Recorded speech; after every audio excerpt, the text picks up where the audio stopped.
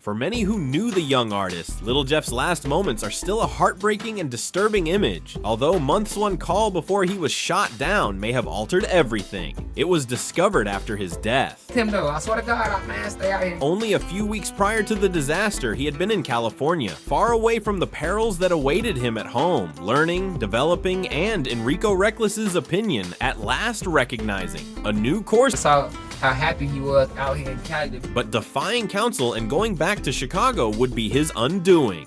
Rico Reckless's final words to Lil Jeff amid the harsh environment of the Chicago drill scene show how survival, loyalty, and mentoring frequently converge in ways that are difficult for outsiders to understand. An experienced rapper and street person named Rico Reckless finds himself in a position he never anticipated attempting to lead a young artist away from the perils that ultimately led to his death. The artist was Lil Jeff, a bright young guy whose charm and promise led many to believe he was about to achieve great things, but destiny had other ideas. Even in their final phone conversation, Rico Reckless made a valiant effort to keep Jeff in California away from the bloodshed that loomed in Chicago in the weeks before his untimely death. Led him in the proper way, but as fate would have it, Jeff never survived his return home. Before the world realized that Lil Jeff was a rising star in the drill scene, Rico Reckless had already identified his potential. In a way, Jeff was family, not simply another artist attempting to establish himself. When Lil Jeff said before, the internet thought he was cool. I told him he was gonna be cool though, cause he had charisma. People liked him, cause he just was like little light skinned, like, you know, one short, he was tall, so like.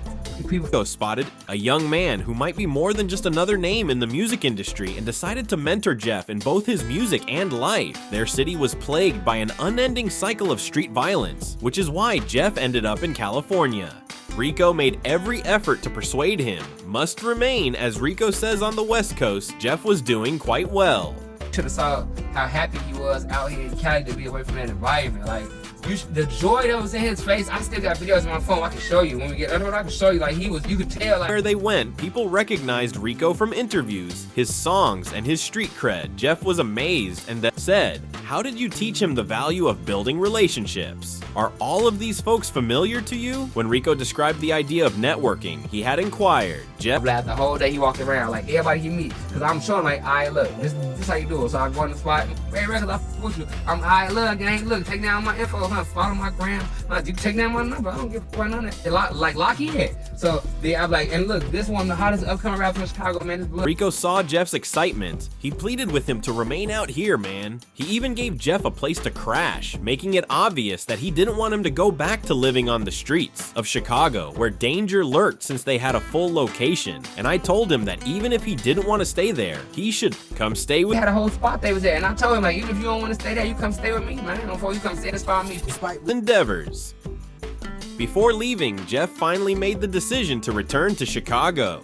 I spent about 40 to 50 minutes imploring him, just don't do certain no more. After Rico cautioned him about the dangers once more, he claimed to have known Jeff's in one of their last conversations. Rico encouraged him to be on your ass. Because of his street notoriety, which made him a target, Rico made one final attempt to reason with Jeff, reminding him that he was on the verge of landing a deal and that people were taking notice of his talent. In order to negotiate a deal with Lil BB in grade A, Rico disclosed that Jeff had genuine prospects awaiting him. However, the streets had a hold on him, and despite Rico's best efforts to show him an alternative route, Jeff was unable to quickly escape the realities of his situation. Following their talk, they received the devastating news that Lil Jeff had been shot and murdered. According to some reports, he had been struck 19 times, while other sources indicated that he had been wounded fewer times. In any case, the same Jeff was gone, and Rico was crushed. Me up, though. I ain't gonna lie, I was sad. I'm sad. Yeah, everybody kept trying to show the video and I ain't like that. Not only was Jeff's absence upsetting to him, but so was the manner in which the video was captured of the homicide started to circulate online. Everyone kept attempting to display the video, but Rico wouldn't watch it. The fact that Jeff's team didn't go down with him was what pained him even more, he stated, and it made my stomach hurt. I ain't gonna lie, folks. If I was going on the drill my homie for, I'm down with him, folks. I don't respect me, folks, because you knew what the fuck we signed up for when we popped outside, gang. That Jeff shouldn't have died by himself because as the street code made it obvious that if you ride with someone, you die with them. Rico found it difficult to accept that things didn't turn out that way, and when he looked back, he couldn't help but wonder what might have been. He was gonna be big if he would have stayed. I begged him though, I swear to God. However, the streets dragged Jeff back in despite his best attempts, and Rico fell victim to the same cycle that had taken so many others before him. Jeff's passing was as yet another heartbreaking reminder of their world's realities. He had attempted to serve as a mentor, offering advice and demonstrating that there was an alternative, but ultimately he understood the drill game all too. Well, sometimes, no matter how hard you try to save someone, they still die. As he continues his trek, the streets refuse to let him go. Rico claims he was truly that in a world where the distinction between life and death is extremely thin, and he is still troubled by what transpired. Rico Reckless attempted to save Lil Jeff, but destiny had already predetermined a different conclusion. Lil Jeff was a living example of Chicago's drill scene. He spent his life with a gun in his hand and a beat in his heart. He frequently talked about dying by gun, a fate he appeared to accept as a part of his existence. However, on June 8th, 2024, it wasn't the dramatic confrontation he had envisioned. Rather, it was a frantic, careless mission that ultimately led to his terrible death. This is the tale of Lil Jeff's passing, which left a gap in the streets and silenced one of the city's most daring voices. Jeff was once a pillar of the Together with his right-hand man Q50, Bloodhounds, a name linked with Chicago's South Side. Drill culture transformed their street existence into music that reverberated well beyond the blocks, earning them the moniker Piston Professor. Jeff's songs were honest and unvarnished, and his presence made both him and Q50 feel both feared and respected. Fighting their adversaries wasn't merely a decision, it was essential to preserving their in a world where influence was crucial, reputation was crucial. On that fateful June day, they embarked on what would be Jeff's final mission. The plan appeared simple.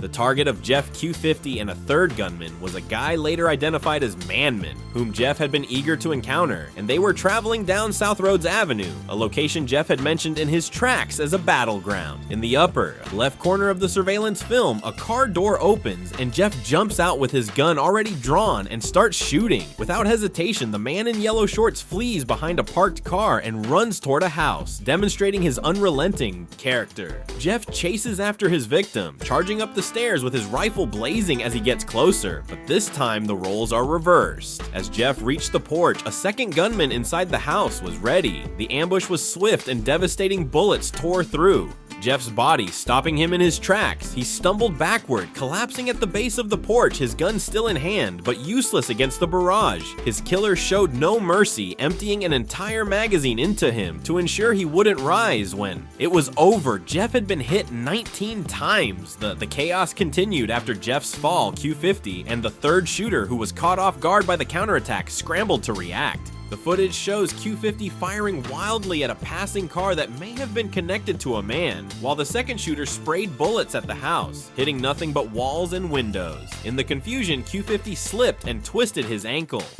The self-proclaimed demon of Chicago lay motionless, his reign cut short in an instant. When the getaway driver saw the mission collapse and realized that Jeff was dead with bullets still flying, they fled, leaving their leader sprawled on the concrete, while the enemy continued to fire.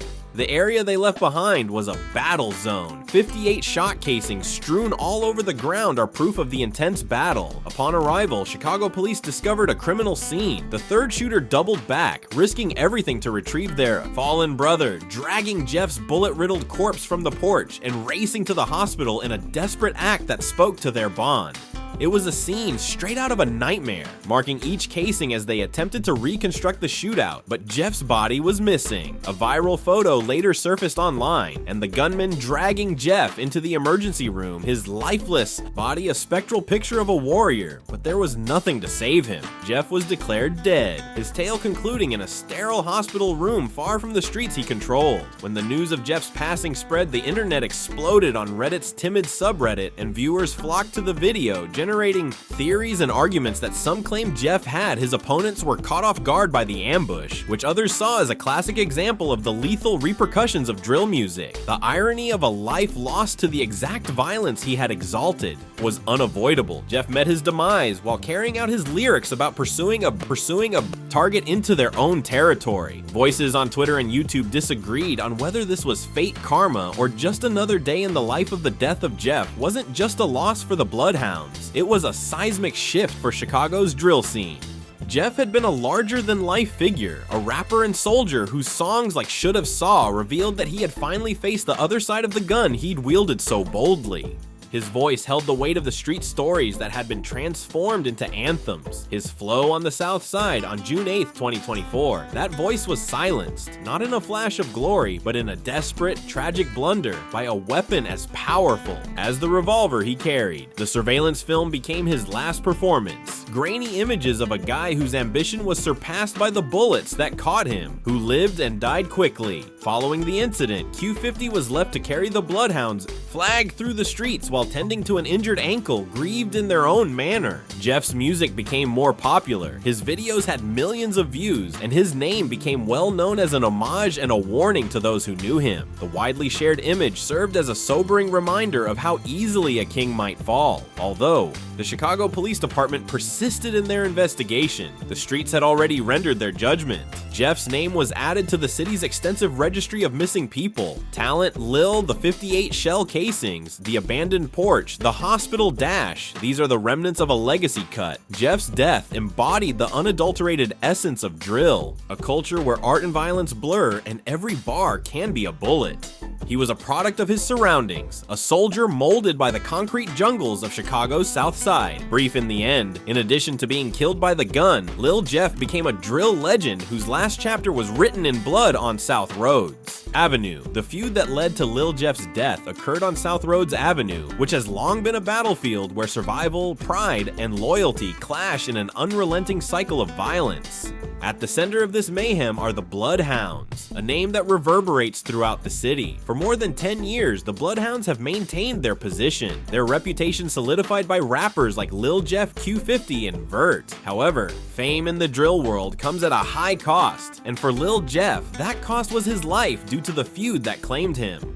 The city's drill scene is like a war cry. This isn't just a gang, it's a coalition, a brotherhood forged in the fires of Chicago's South Side, specifically in the Cadam and Woodland neighborhoods. The Bloodhounds rose to prominence in the early to mid-2010s, riding the first wave of Chicago's drill movement. At that time, the city's underground rap scene was exploding, driven by raw beats and unfiltered stories of street life. It wasn't a sudden flare-up, but rather a slow-burning war that broke out over a stolen chain, shattered alliances, and a thirst for vengeance that left bodies scattered throughout the city. An individual, but a collection of 4 primary sets: Drill Chris World and City MTV 079400 East Drill.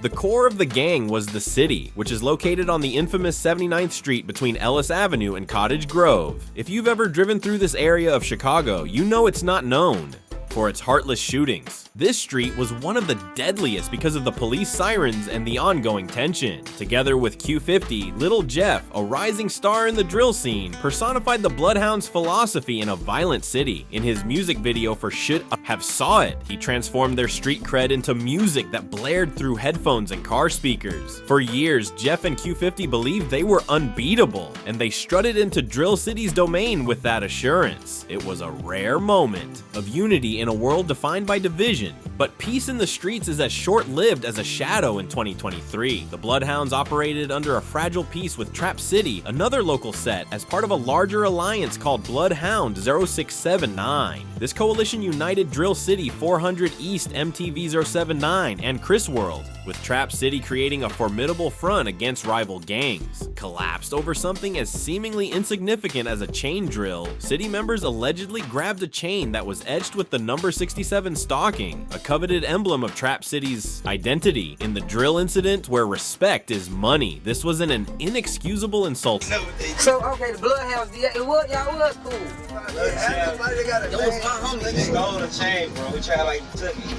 Street split like a fault line after Trap City broke off its ties with the Bloodhounds, and most sets sided with Drill City, leaving yet Trap City alone and enraged. The air became heavy with anticipation, and soon after, the first shots rang out through the night. On March 16th, 2023, Zoni, real name Z Nelson Jeff's cousin, and a Bloodhounds on the 79th, a heavyweight was ambushed in Kimball Z. While waiting for a friend to finish at the dry cleaner, Money was relaxing in his automobile when a car pulled up. A hailstorm of gunfire totaling over 29 shots ripped through his ride. Zoni attempted to escape, but the gunman persisted and his pal fired back, but it was futile Z.